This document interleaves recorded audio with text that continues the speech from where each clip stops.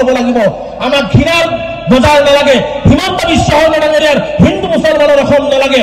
আমি হিমন্ত বিশ্ব শর্মা ডাঙরিয়াক জবাব দিব লাগিব উত্তর দিব লাগিব যে আপনি জীবনে হিন্দু মুসলমানের ঘৃণার দোকান খুলিব ঘৃণানে আমি মৰমৰ দোকান খুলিম মানৱতাৰ দোকান খুলিম আমি মানুহৰ দোকান খুলিম আৰু আমি অসমখন আগুৱাই লৈ যাম আৰু আপোনাৰ প্ৰতিটো অন্যায় অত্যাচাৰৰ সমন্বয়েৰে জবাব দিয়া হ'ব এই হিন্দু মুসলমান কৰি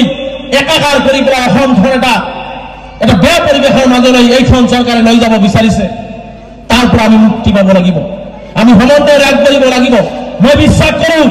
হিমন্ত বিশ্ব শৰ্মাই বিশ্বাস কৰে না নকৰে নাজানো হয়তো বিশ্বাস নকৰে কাৰণে এনেকুৱা ধৰণৰ হিন্দু মুছলমান ভাগ কৰি আছে মই বিশ্বাস কৰোঁ মই যদি ভাল মানুহ হ'ব নোৱাৰো মই কেতিয়াও ভাল মুছলমান হ'ব নোৱাৰো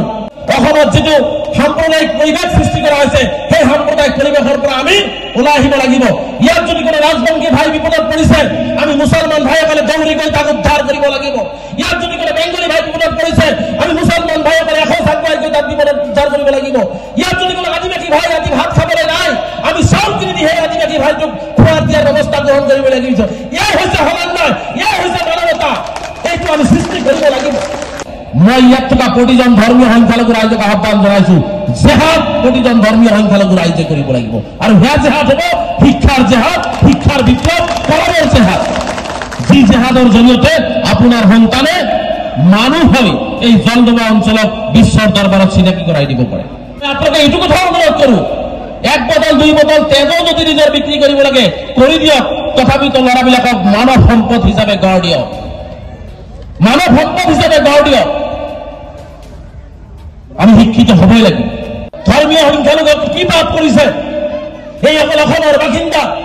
ৰাতাৰাতি বন্দুজৰ চলাই দিয়া হৈছে ৰাতাৰাতি নোটিছ দিয়া হৈছে যে তোমালোকে তোমালোকৰ মাটিৰ পৰা আঁতৰি যোৱা এইটো এটা কল্যাণকামী ৰাষ্ট্ৰৰ নীতি হ'ব পাৰে নেকি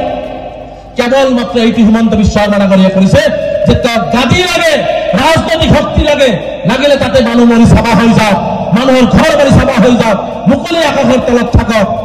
যাৰ কাৰণে এনেকুৱা ঘৃণাৰ ৰাজনীতি ঘৃণনীয় আৰু নিকৃষ্টতাৰ ৰাজনীতি কৰি আজি ধৰ্মীয় সংখ্যালঘুসকলক মুকলি আকাশৰ তলত থবলৈ বাধ্য কৰাইছে ইয়াৰ জবাবো কিন্তু হিমন্ত বিশ্ব শৰ্মা ডাঙৰীয়া এদিনাখন পাব আজি কোন কোন ল'ৰা ছোৱালীক ডক্টৰ ইঞ্জিনিয়াৰ বনায় কয় মই ডক্টৰ ইঞ্জিনিয়াৰ বনাব বিচাৰিছো সংখ্যালঘু ৰাইজত আৰু ৰাতি বন্দুজা চলাই ঘৰ ভাঙি দি মুকলি আকাশৰ তলত বৰষুণত পেলাই দি থোৱা হৈছে সেইজনে হৈছে হিমন্ত বিশ্ব শৰ্মা ডাঙৰীয়া ৰাতি এটা কয় দিনত এটা কয় দুপৰীয়া এটা কয় মিছাৰ ওপৰত মিছা কথা কয় ইয়াতকে সাম্প্ৰদায়িক ইয়াতকে নিম্নতম কাম কৰা নিম্ন খাবৰ চিন্তা কৰা এইখন ভাৰতবৰ্ষত কোনো ৰাজনৈতিক নেতাৰেই জন্ম হোৱা নাই